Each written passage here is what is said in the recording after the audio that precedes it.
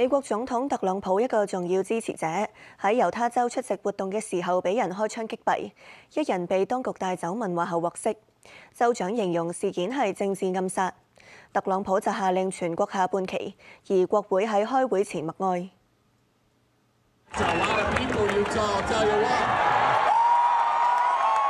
美國保守派政治人物柯克出事前同支持者互動，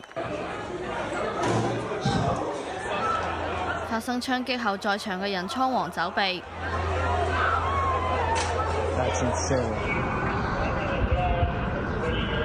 全副武裝嘅警員到場調查。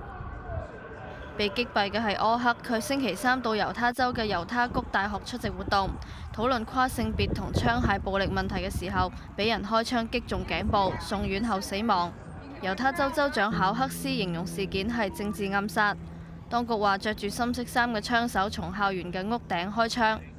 總統特朗普喺社交網站形容冇人比柯克更了解美國青年嘅心，佢深受所有人嘅愛戴同敬仰。又下令全國下半旗，直到星期日東部時間晏晝6點。眾議院又喺會議前默哀。The chair would ask that all members present in the chamber and those in the gallery please rise for a moment of prayer for Charlie Kirk and his family. 前總統共和黨嘅喬治布殊發文話，公開交流意見應該係神聖不可侵犯，強調其他政黨嘅人並唔係敵人，而係同胞。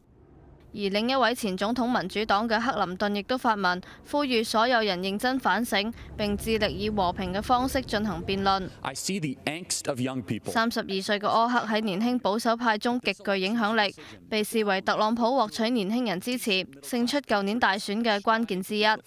佢創辦嘅保守派青年組織美國轉捩點有超過25萬學生會員，喺全國3500幾間高中同大學都有分部，組織各種政治集會，包括今次出事嘅活動。無線電視記者陳慧珊報道。